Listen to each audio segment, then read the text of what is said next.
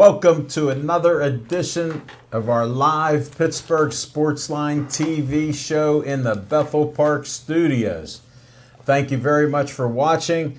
What a storm out there. Man, roads are closed. There's water breaks on Brightwood. Pestilence, plagues of locusts. And both guys were early. Smoking Jim was even early. We got to share a chuckle, but never mind. We can't talk about it. Expansion into the Asian continent for the NFL. I'm Al Levine, the talking machine. I got Chip Hayner with me, and Smoking Jim Frazier is fully recovered from his quadruple bypass. He was just talking about one of the greatest interviews he ever did. You know what? Sometimes he exaggerates because I got to see this. I got to see this interview, and it was with a former guest on Pittsburgh Sportsline, our Monday night show. Well, we got a lot of things going on. There's a lot of sports out there. First, I want to thank everybody for watching us on Comcast 7, only in Bethel Park. That's how Comcast does it. Thanks for watching us on Verizon in Bethel Park, Verizon 32, and everywhere else on Verizon 32 from Nemacolin to Cranberry, Wexford. We appreciate it. And then if Jim Audet listens, I haven't heard about him, or he's sent me a couple things every so often. We hit a new high, 6,488 likes. That's the highest we've ever been. I appreciate all your likes. We enjoy it. Glad you're watching our shows. We got a show coming up on Monday. Be our Smoking Jim's Pittsburgh Sportsline Hall of Fame show. We don't know what criteria he goes by. He just told me who he inducted in. And I asked him, I couldn't even ask him any questions. I said, she was on, never mind. I can't go any deeper. These stories are too deep. But thanks for watching us. I've even had a couple friends say, hey, I've seen Smoking Jim on that PCTV. Where are you at? I said, I was lucky to do one show in a yellow shirt with them. People said they saw it. They loved the color of the shirt I had. And I didn't want to tell them about we did go in trying to do another show, and they shut us down. We got, the talking machine got banned from doing a TV show with Smoking Jim Frazier. We weren't allowed. This is like unbelievable, because you know how we mention businesses like thank you Olive Oil's Pizzeria for the great pizza and hoagie. They're a sponsor of our show. We appreciate what they do. We weren't allowed to mention anything with sponsors and other businesses when we promote that in Bethel Park here all the time. We're international with this. We'll talk about a business. Check out Superior Lawn Care. Smoking Jim knows that Chip Hayner works there. Well, maybe he doesn't. He did have surgery, and some of the brain cells left him because obviously he didn't remember stuff. But he's a little lighter on his feet. Look at how he looks. He hasn't worn that shirt in 3 years. Next week he'll be in a Speedo. Yeah, but swimsuit model. I just got to share. Smoking Jim and Chip were talking about his workouts, and Chip was saying how he heard he really stepped it up, and Smoking Jim laughed as hard as I've heard him. He doesn't do certain things that they recommend you do in therapy. He's a PT monster. So I know just as much as they do. He's one of the most stubborn men that I know. He admitted it on Pittsburgh Sportsline. I discovered this 6 years ago. And it's just unbelievable. I got some promos to at least show. Let me start with Olive Oil's Pizzeria. 412-831-1900. Smoking Jim only has one slice left. He was eating and talking and laughing, folks. He's back. We got that out of the way. Little Joey Fabus didn't make it to his 9th birthday because of DIPG, a deadly brain cancer. We're trying to get a cure for that. They have a flea market this Saturday. I think it's at the community center. Check it out online on Facebook. There'll be marketing some things. It's the 15th, July 15th. Check that out. They're always trying to raise money. Last year was a pretty good success with their flea market. They didn't give me any literature, but I did see the Fabuses, and they were just on vacation. The Bethel Park Historical Society is another Bethel Park group. You can donate as little as $1 to them. They have the schoolhouse and the trolley right on South Park Road, putting in new windows. They have tenants. They do a lot of great things for our community and have a nice library there with old uniforms and books. Smoking Jim would be interested in the books if he could read. I'm not sure where he's at on the reading, but check out the Bethel Park Historical Society. I just ran into a guy the other day, Mr. Bold from Bethel Park. He said, "Hey, Al, I love that Uncle Al wants you for BPTV, 412-831-3304. You can help Devin Shea and Steve and Ethan here on camera in the background with the control board, the videos. Come on out. I want you for BPTV. Check it out." All right, one more thing. The Bethel Park Community Foundation has money for all of you. They have groups that are doing good things in Bethel Park, from $100 to $5,000. Get an application on bpcf.org. Get an app, apply, and you could be getting $100 to $5,000 for your group. I've taken Smoking Jim off the list since I haven't heard anything, and he's weak on this therapy stuff, so we're not going to promote any of that unless he gets realistic. So we will find out more. That's what I have. And we're going to go to... What's that? Jim put this on. Devin Shea. I forgot. Well, we must start the show with what's on your mind, Smoking Jim Frazier. Thanks, Al Levine, the talking machine. And if you want the green, it's coming at you. You got the C, Levine. The hands are back. I feel like Steve Largent, baby. You look like him. No, he was thinner. Hey, I'm sorry I'm late. I tried to get Artie Burns Uber. Because black guys can't get a cab after midnight. Speaking of breaking news after midnight. Nobody was speaking of that.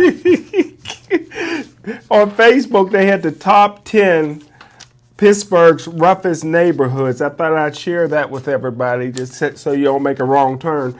Number 1 was Lawmer. Number 2, Bedford Dwellings. I guess that's on the hill where you were born. St. Clair Village, Arlington, Esplin, which I guess is in McKees Rocks area. Yes, it is.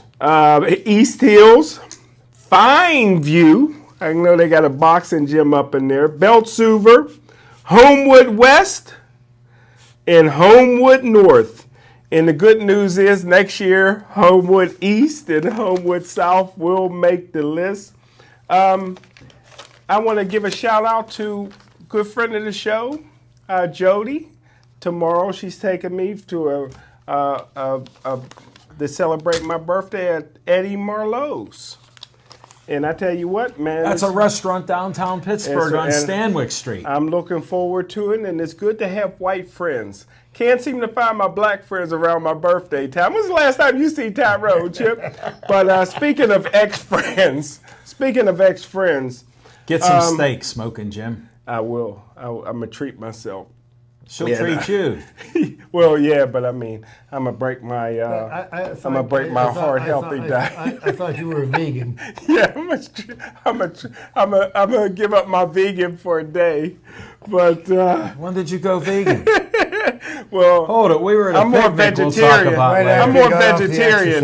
Yeah, I'm more vegetarian than vegan. But anyhow, you must have forgot about that on the 4th of July. Yeah. I will every once in a while. I can treat myself. Well, that was grass-fed beef. Yeah. I can treat myself every now and again. I don't know about those ribs. Every now and again. Today I treated myself to pizza, and I won't do that again anymore until tomorrow. Cheese pizza. Good. Speaking of ex-friends, Dr. Hart recently transferred his All-American son from Plum to Amani. I've been trying to recruit R.J. Hart to Gateway since he was 2 days old. I feel my ex-friend, Dr. Hart, backstabbed me by enrolling his son in Amani. So now... Hold on, I got to interrupt you. For somebody to backstab you, they'd have to be your friend to do it. And he never said once that his son would go to Gateway. Well, he never said that he wouldn't either, see. Well, no, it was declared he wasn't going to go to Gateway. Well, I don't know how that's a backstab. Well, my action speaks louder than words. So now, as long as I'm on the City League Hall of Fame committee, Perry's 1991 state championship basketball team featuring Will Macon, Hightower, Eddie Benton, and Dr. Hart will never get into the Hall of Fame. As long as I'm on the City League Hall of Fame committee, the slightly overrated 1990 Perry State Championship football team that featured City League MVP Dr. Hart will never get in the Hall of Fame. As long as I'm on the City League Hall of Fame committee, Big Cat Williams, Russell Friedman, Dwight the Iceman Clay, Perry's basketball and football state championship teams will never get into the City League Hall of Fame. Smoking Jim Frazier, knowing you in the 6 years that I have to go 100% against you. Because when you're on these Hall of Fame things, you're supposed to do the right thing. Completely unbiased. And you showed that you're prejudiced, bigoted, racist, and you just don't like people for certain reasons that they don't want to do what you want them to. Well, Big Cat Williams played for Alderdice along with Russell Friedman. You know, Big Cat Williams is a Super Bowl champion with the Chicago Bears. We're familiar with that. Russell Friedman was a starting left tackle for the Denver Broncos. When they played at Alderdice, Gateway was blowing them out, and late in the game they beat up some Gators. So they're out. How did that affect the game at the time? Well, they unnecessarily, they really stomped these kids. And how come now you only bring it up? So they'll never get into the Hall of Fame. I'm not President Obama. I don't do any pardons. And Dwight the Iceman Clay, who had the shot around the world, Notre Dame beat UCLA, he's a referee, and he made a bad call in the playoff game against Gateway, cost them another championship, so he's out. And you know about Dr. Hart, so Perry's teams will never get in. Hope you guys got highlight films of Hightower and Eddie Benton, who's now coach of Cincinnati. Well, I still like Dr. Hart, and he's welcome on Pittsburgh Sportsline anytime with his he can come on. soon-to-be championship receiving son. Yeah, but he'll never get in the City League Hall of Fame. Them teams are out. And when is that again? Smoking Jim. November. Smoking Jim has spoken. They can sit outside with Big Cat Williams. Smoking Jim, Stomping Gators. I hate to interrupt you, but they're not really that concerned about it there. Well, that's good because they ain't getting in. They don't care. They're like you about doing things in therapy. You don't care about this while you're walking like a turtle. So they don't care about that while they're hearing you yell and do what you do. Because Smoking Jim's one of the most entertaining, multiple personality guys that I ever met in my life. And I appreciate that tirade. Thanks, Smoking Jim Frazier. You're welcome, sir. It's anticlimactic, Chip, but he does that to us. Chip Hayner, what's on your mind? Thank you, Alan. And welcome back, everybody. It's great to be back. Little hiatus. Yeah, I went up. It's a month since you've been on. I went up north and spent some quality time with some family. Was you in Lewiston, visiting Maine? the great, no, not Lewiston, great state of Maine, just south of Portland. His information. Recharged my batteries, and I'm ready to go again. But did you eat enough lobsters? The only question I have. not enough, but we ate a few. Okay. Yeah, there's a few less in the ocean.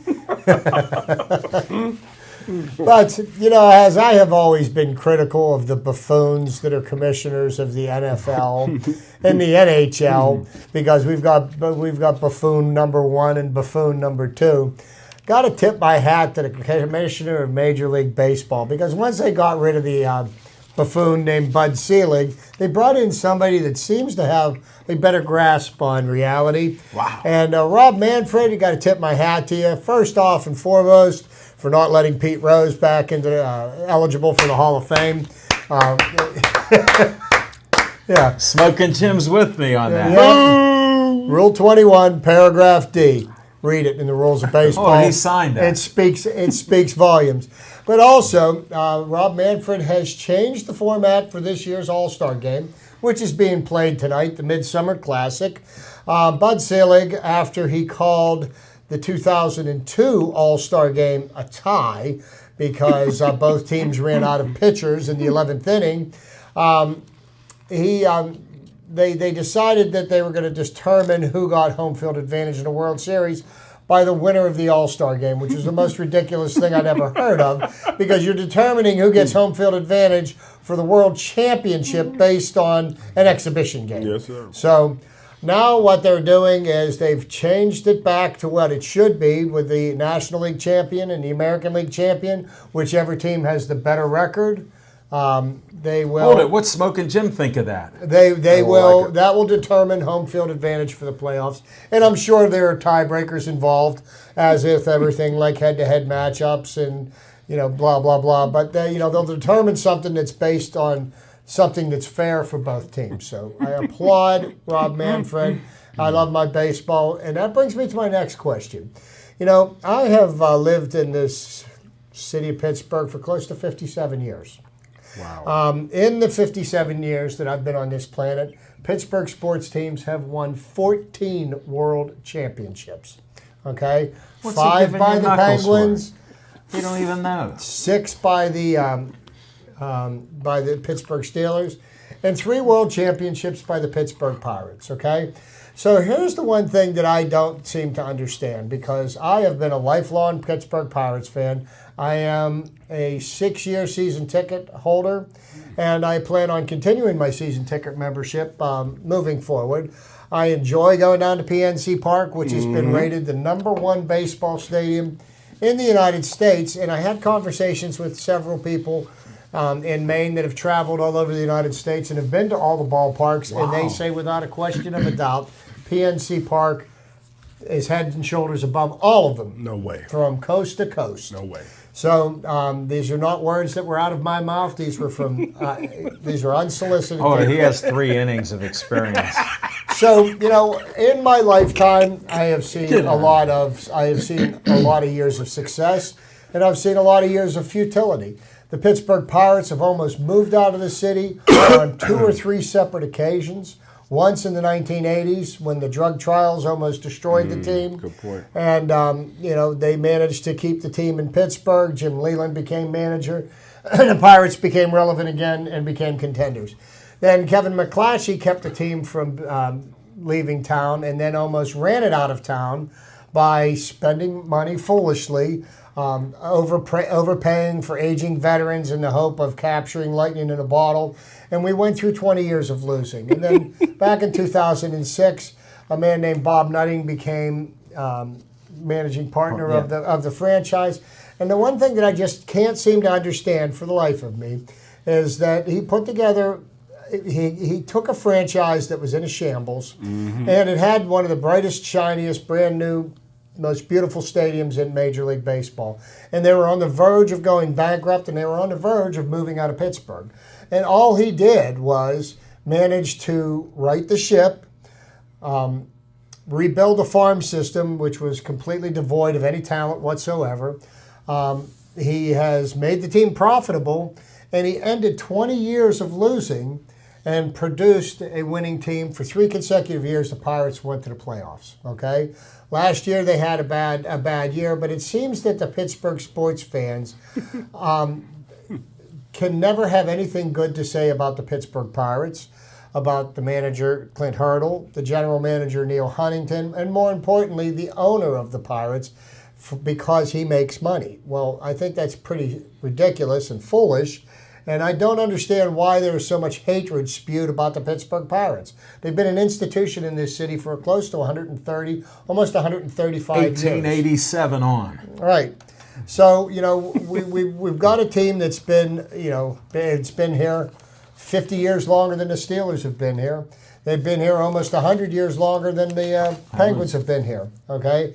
They've won 5 world championships in their history, and yet people cannot wait to criticize the team, and I hear nothing but more and more criticism about moves that the Pirates may or may not make over the next few weeks. Everybody's talking about, how the Pirates, they shouldn't get rid of Andrew McCutchen when everybody in the city was screaming to have him moved out of town last winter because he had a bad year.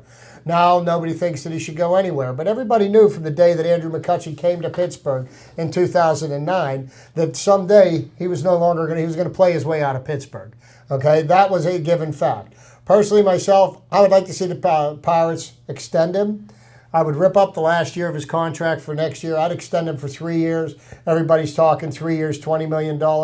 I'd make it a little bit more team-friendly, maybe 3 years, $55 million, which would be a serious bump in pay. And that way you're not tied down into a long-term deal where you're paying him $20, $25 million for the years when he's not productive. He's 30 years old now. And as he gets closer to his mid-30s, in the absence of performance-enhancing drugs, most athletes start to deteriorate at that point. So I wouldn't extend him much more than that. I would not get rid of Andrew McCutchen, but who knows what's going to happen here. Now, the Pirates are 42 and 47. They're 5 games under 500, and yet they still have a chance to win the division this year, because for the last 4 or 5 years, the Central Division was the best division in baseball, and the Pirates were one of the best teams.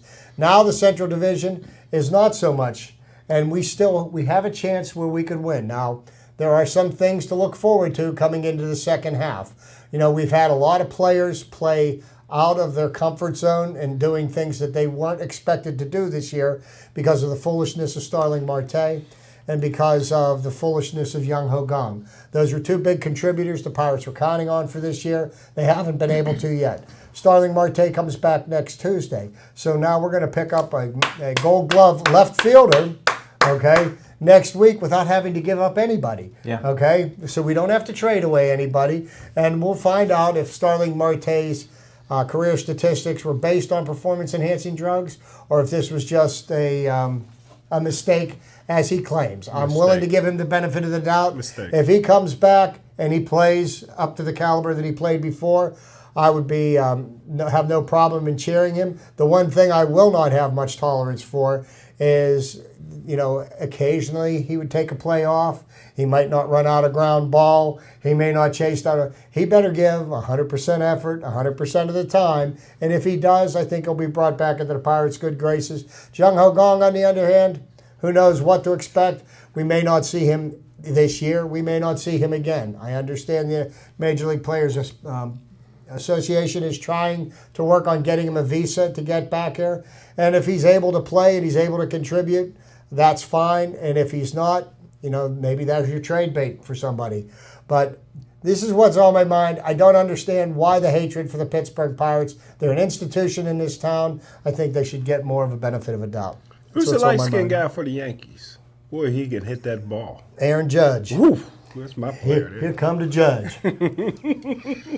You didn't listen to the thing Chip was talking about. I listened to all You're of one it. of those haters that he's talking about. Hey, You're one of the haters. Marte's my guy. Marte's my guy. Hey, I will be at PNC Park Friday and Saturday night watching the first half.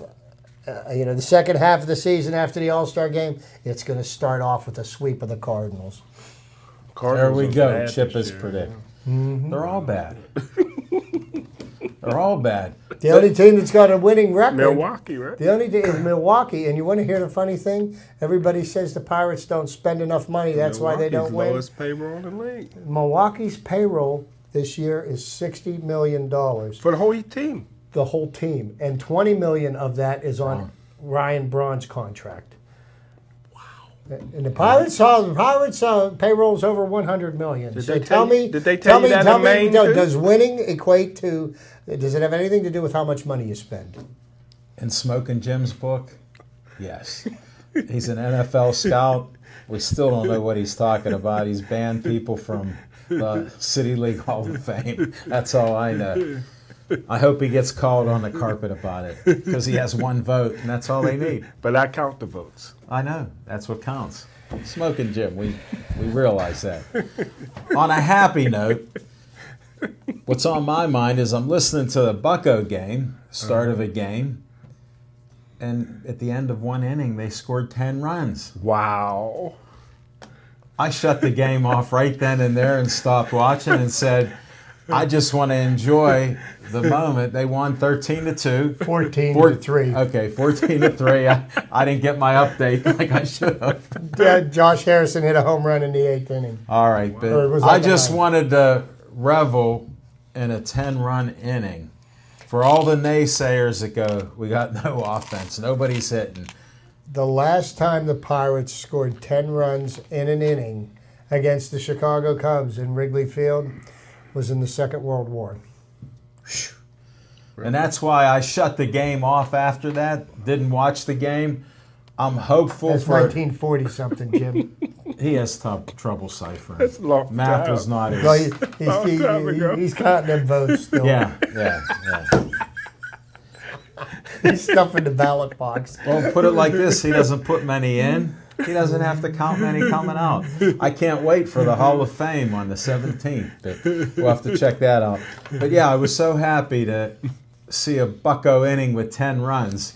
Click, shut it off, and just reveled in it. Alan, I was listening to it on the radio in between jobs I was going to on Sunday, and that was one of the nicest things to listen to. I mean, I just wanted to bring a happier note that Steeler fans still talk about how cheap the Steelers are with their contracts and money. Even Smoking Jim does, except when he's eating their steaks.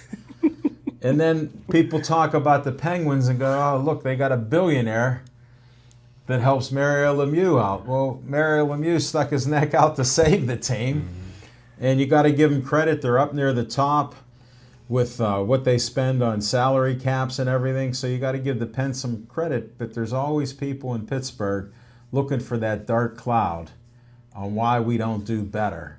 Well, sports, you don't win 100% of all the games.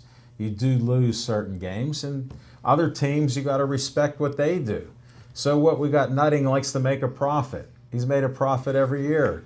God bless him. so does every other owner in the Major League Baseball, by the way. Well, my favorite team is Golden State Warriors. Well, we'll have a segment for you on They're that. doing it the right way. Of course, Smoking Jim. They drafted everybody. That's what's on my mind, and we'll be right back with Fiction and Fact from Smoking Jim's Almanac.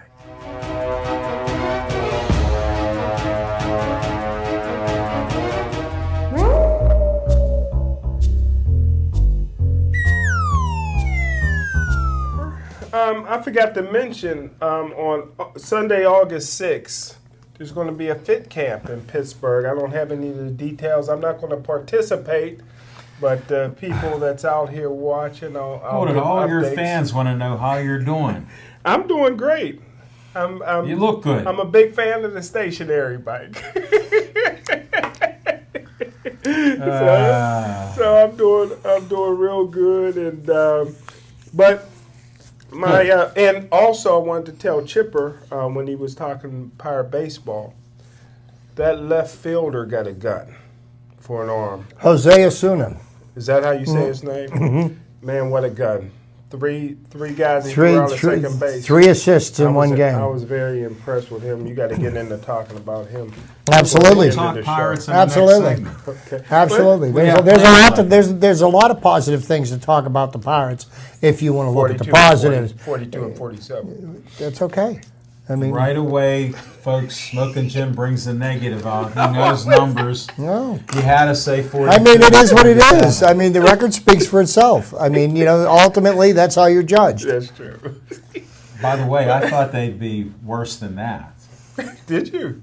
Yeah, with what they've lost this year and how their bullpen isn't coming through most of the time. So 42-47, 5 games under 500 is great. That ain't bad at the halfway point. Yeah. But I'm hopeful. But Fiction and Fact from Smoking Jim's Almanac is... Where's it at? I just want to talk briefly about the lucky 1990 Perry State Championship football team. Oh, you've banned them. I banned them, so I just want to speak on that team. So there'll be nobody that will come up to me wanting to see them in the Hall of Fame like they keep trying to push them in. They'll never be in. But please, folks, will you ask Smoking Jim to put them in the City League Hall of Fame? Everybody that we're gonna start a GoFundMe page. It says free the 1990 Perry High School and I feel football bad for team. Pepsi, a friend of the show, and Pepsi was a great player on that team, and I wouldn't mind seeing Pepsi in there, but that's never going to happen. Thanks, Smoking Jim. I don't have that 1990 Perry State Championship football team ranked in my top 25 teams of all time. I think that they beat a young, inexperienced Berwick team. They were in the right place at the right time. So I'll just go over my top 10 teams of all time. Number 1. Hold it. How'd we go to this when you're going to talk about Perry? Well, wait a minute. I already had enough about Perry. I'm just going to prove that they were overrated. So the top 8 are which years of the Gators? There you go. Only got one Gateway team on there, although they easily could have been 10. The number 1 team of all time, the 1986 Gateway team. Number 2 team of all time, 2008 Jeanette team with Terrell Pryor. Number 3 greatest team of all time, 1980 Penn Hills team with Bill Fralick and Tom Flynn. Number 4 team of all time, the 87 North Hills team that won the national championship. Arrington. No, Navarre was 94. 94? Okay. Yeah, the 87 team won the national championship. LeVar and them won the state championship with the little white quarterback. Eric Kasparovich. Yeah, Pine Richland coach. He was a great baseball player, too. Yes, he was. Yes, he was. The number 5 team of all time, 1959 Braddock team. Number 6 team of all time, the 1960 Beaver Falls team with Joe Namath. My number 7th team of all time, 1988 Aliquippa team with Sean Gilbert. Number 8 team of all time, the 1994 McKee Sport Tigers team with middle linebacker Brandon Short. Number 9, the 2001 Woodland Hills team that features Stevie Breston. Number 10A is the... A? Number 10A. You Canadian? Yeah. Take off. It's the 1986 Perry team with Darrell Porter and Ricky Cannon. Did you say Perry? The 1986 Perry team with Darrell Porter, a friend of the show, and Ricky Cannon. He was until you spoke out. And the 10B team of all time, the 1964 Westinghouse team with Speedster Orrin Richburg. Wasn't that like 12 teams that you mentioned? Yeah, about that. 12, 11. Jim, speak to me about the new Perry High School football coach. Rod Rutherford. Rod Rutherford come back to his alma mater to try to bring back some of the glory of the years past, huh? Yeah. How about the defense? Except the 1990 team. Yeah. How about the defensive coordinator? It's Pepsi, friend of the show, who won that 1990 state championship team by intercepting and going 108 yards for a touchdown. He ran his way out of the Hall of Fame. By doing that? By having Dr. Hart's son go to Monty Christian Academy. Unbelievable. These kids are only kids for a certain period of time. If you have kids or had kids, what do you mean? All you got to do is come and talk. He's a grandpa. If he came and talked to me, that'd have been it. But just to do it behind my back like that. It was right in front of your face. Yeah, I got to read it in the newspaper. Pick up a phone. I don't. Well, you wouldn't have answered anyhow. Text me. Text it, brother. I was going to say. Put a stop to it, man. The next time you answer, one of my calls will be the first. Smoking Jim, thank you for fiction and fact. Well, We're getting a lot more fiction than fact. Just one quick thing. If he would have called me, I'd have definitely called the WPIL and banded it for transferring for athletic purposes. Then you're a backstabber. No, I didn't let him know. No. Your son's You would have not been a gonna- backstabber. No, your son's not going to do that to Gateway. If you want to play black and gold, play Gateway. Wow. You're a harsh man. That thought they were- quadruple bypass. I thought they were didn't green do and gold. anything. All right, thanks, Smoking Jim. Right? We got more fiction than fact. It's back to normal.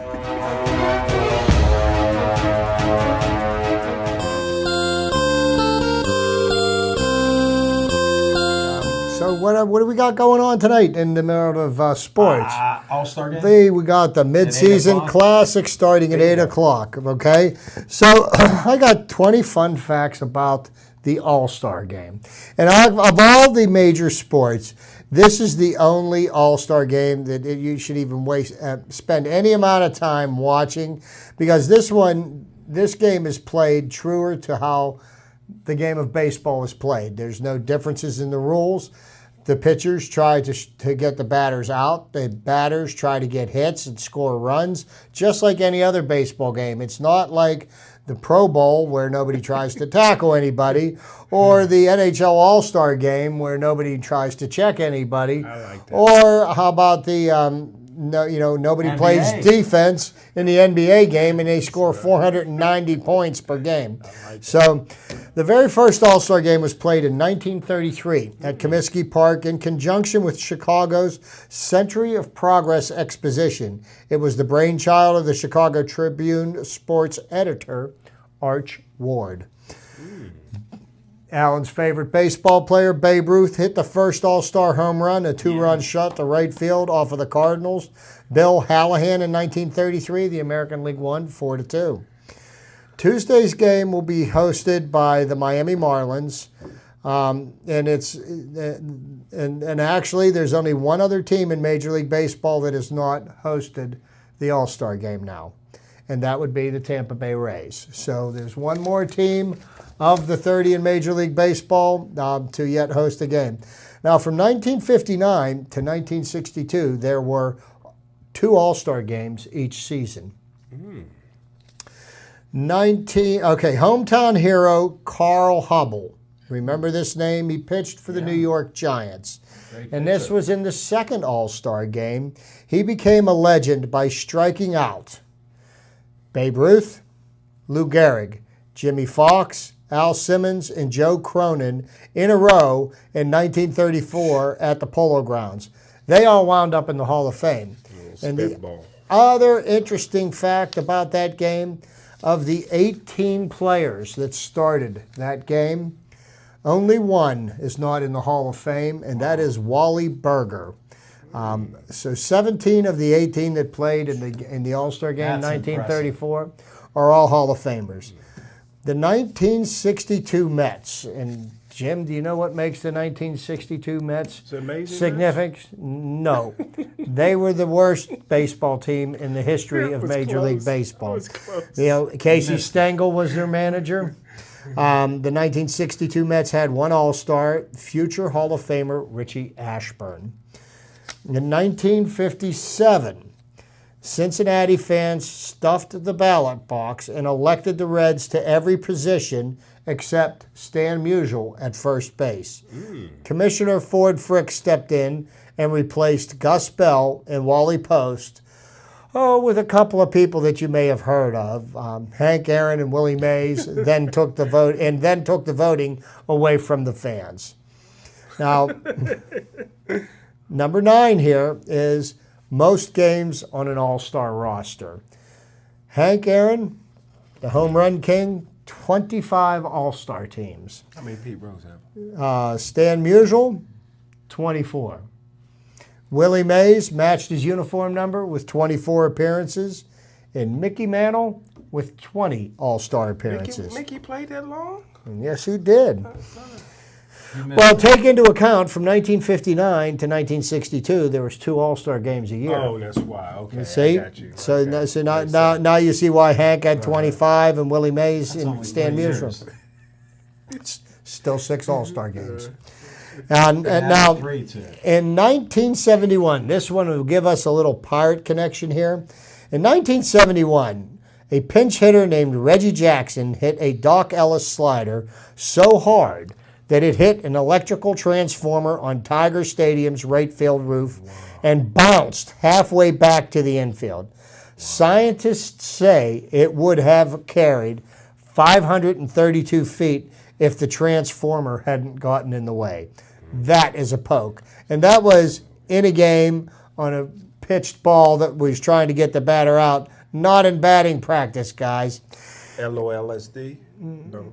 No, that was, well, I find that story hard to believe, that Doc Ellis pitched a no-hitter under the influence of LSD. He says, but I don't know. Like I say, I find it hard to believe. I don't believe everything I read on the internet. I don't believe what athletes say all the time. Or any time. Yeah. He was under oath. The 2008 game at Yankee Stadium went 15 innings and lasted 4 hours and 50 minutes and ended at 1:38 a.m. I'm sure I wasn't awake for that one. Now, here you go. Here's your favorite player. Pete Rose was an all-star at first base, second base, third base, left field, and right field. And at this point, the National League and the American League, if the American League wins tonight, they will be tied with the National League for most All-Star Game wins. So a little something riding on the game tonight. I am so glad that the home field advantage for the World Series is not being determined by the All-Star Game. Now, manager Joe McCarthy started 6 of his Yankees in the 1939 All-Star Game at Yankee Stadium and let the position players go the distance. The American League won 3-1. Joe DiMaggio homered in the 5th. New York City has hosted more All-Star games than anybody else, but of course New York City has had more professional baseball teams than anybody else. If you think they've had the New York Giants, the Brooklyn Dodgers, the New York Yankees, they've got the New York Mets. So quite a few teams, but they've hosted 8 All-Star games. The Yankees have hosted 4. The New York Giants hosted 2. The Mets have hosted 1, and the Brooklyn Dodgers have hosted 1. Gary Sheffield and Moises Alou each was an all-star for 5 different teams. Wow. So that's something of note. They homered, 17 players have homered twice in an all-star game. The first one being Archie Vaughan from the Pittsburgh Pirates in 1941. Wow. Ted Williams for the Red Sox in 1946. Al Rosen for the Indians in 1954. One of the greatest home run hitters from the West Coast, Willie McCovey in 1969. And Gary Carter, they called him the Kid, for the Montreal Expos in 1981. And I mentioned this game earlier in the broadcast. In 2002 at Milwaukee, both teams ran out of pitchers with the score tied at 7 in the 11th inning, and Commissioner Bud Selig called the game. Way to go, Bud. Okay. And I managed to miss one here. What'd you miss?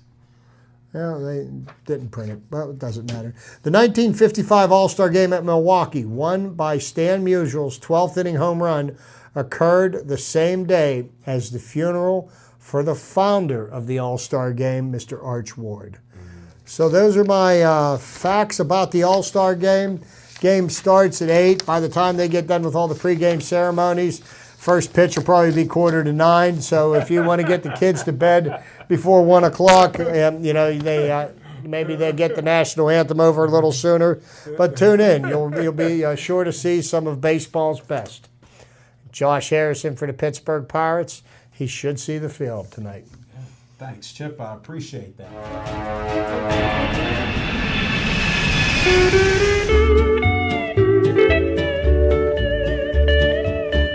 Welcome back, folks. This is our On Location segment. It's now Smokin' Jim's birthday next Monday. Yes.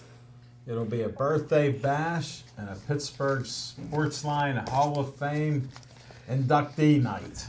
I heard there's 7 going in. I'm not sure on that number. I never am. It's always a mystery to me. I'm not sure how he votes them in, although some are questionable. A lot are questionable. Most of them are questionable. So how many years in a row are we celebrating your 29th birthday? He won't talk his age, so we're not going to even discuss that. It's a non-point. I wonder if when they cut you open to fix your heart, if they counted the rings. There's a rumor they were counting neck rings. I don't know what happened there. One doctor called me and gave me a quick estimate. It seemed pretty close. I miss my sponge bath. That's not what she said. But we'll cover that another day. On location, Smoking Jim, I don't know, you designated somebody model of the show? Yeah, Sindel How did that come about? Celebrity model will be handing out the awards, and it's her birthday today. Happy birthday, Sindel, friend of the show. Happy birthday, Happy Sandel. birthday, Sindel. Miss Pennsylvania. Mrs.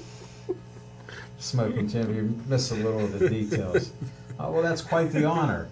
And Dan Bogan put out there that he'll be doing his thing. Yeah, he'll be like an MC and reading the bios, and the host of the show, Al Levine, the Talking Machine, will be doing the interviews. Whoa! I can't wait to see who it might be. Got some great ones for you to interview.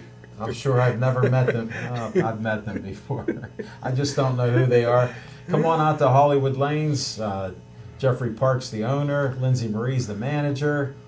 Maybe we even see Baby Delaney there. Who knows what'll be there? My goddaughter. You got more godchildren. He's now up to 98 godchildren. No, 99 godchildren. We'll see if he can get 100 by the time the show's over. It should happen. But it'll be a nice night. 7:30 to 8:30. Hollywood Lanes, 2961 West Liberty Avenue. Check us out. It's the 4th year for the Hall of Fame. It's just growing each year. Maybe a few of the Hall of Famers from the past will be out there. All right. I know I'll be there, and same with Smoking Jim, so we'll see what happens. Hey, you know there. what? And if I could find a way to make it happen, I certainly would be happy to wish More my than friend welcome. Jim. But well, you know, everything depends on whether or not the weather decides to I heard it's going cooperate. to be a rainy night. You know, if the weather cooperates with me and I'm able to get the work I need to get done, I might make an appearance with my lovely other half. All right. All Always right, good well, to see check us out Stephanie. on location, July 17th, 7:30 to 8:30. Be there. It'll be a fun night, and hint, I may have a cake for Smoking Jim Frazier. All right. Vegan cake. Yes.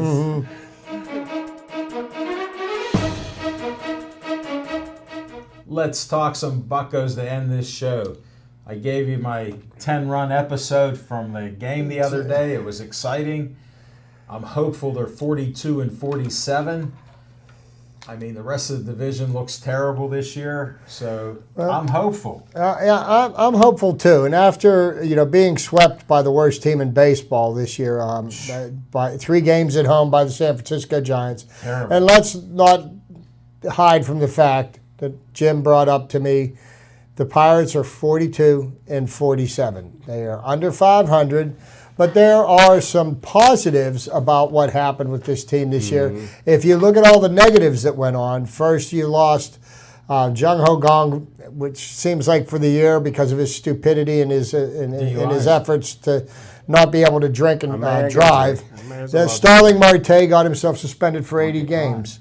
One of the pitchers that you were counting on to be the anchor of your staff, Jameson Taillon, testicular cancer. He sat down. Good point.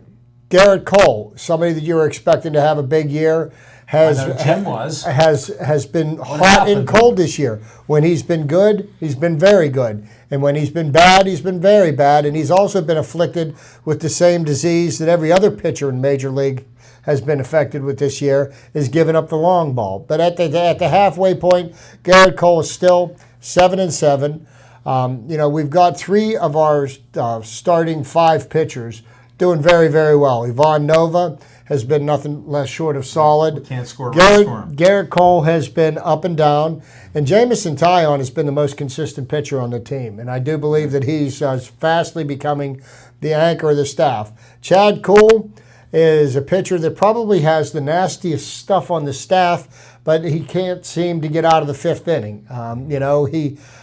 He's been struggling all year, and Tyler Glasnow, that experiment failed early. He's back down in the minors trying to find his groove. I do expect him to be up at some point in the near future. They've also got a kid down in Indianapolis, Stephen Brault, that's been pitching very well.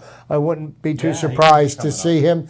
And and if the Pirates decide to become buyers at the trade deadline, I do believe that they have pieces that might be able to get them a starting pitcher. Now, what would they have to give up?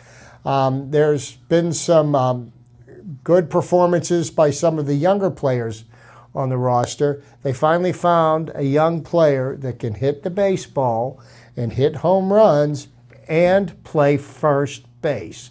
Josh Bell has been has taken over the position of first base, and in my humble opinion, he should be your everyday first baseman, bat fourth in the lineup every night, right behind McCutchen. McCutchen started out the year like batting 200, and in the last 6 or 7 weeks, has been the hottest hitter in baseball, raised his batting average to 295, and he's just been lighting up baseball. Another pleasant surprise was another young kid they brought up way earlier than they wanted to because of what happened with Starling Marte was Jose Osuna. He's been pretty solid, and I think with Marte coming back, he makes a nice addition to come off the bench, which will give us more depth on the bench. You've got Adam Frazier, who would be another good person to have as depth on the bench. Jordy Mercer's been nothing short of solid at shortstop. We were counting on Jung Ho Gong to play third. That didn't happen this year. You've got David Freese playing more games than you want him to play because he's supposed to be a part-time player. You didn't sign him to be your everyday third baseman. So there are some positives. Elias Diaz, catcher for the Indianapolis Indians, has come up and he's performed well and now has given the Pirates a bit of a dilemma.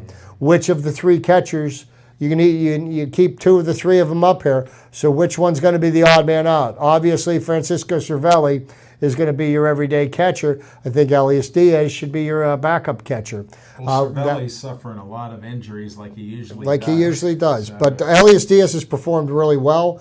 And I'll tell you what, this kid's got a gun. He's thrown out a few runners. So there are some positives, a lot of things to look forward to, and looks like we're running out of time here, so I'm going to let Alan take over here and wrap up everything before. I like McCutchen's haircut. I like the mohawk. You like the dreads. We appreciate the hairstyle.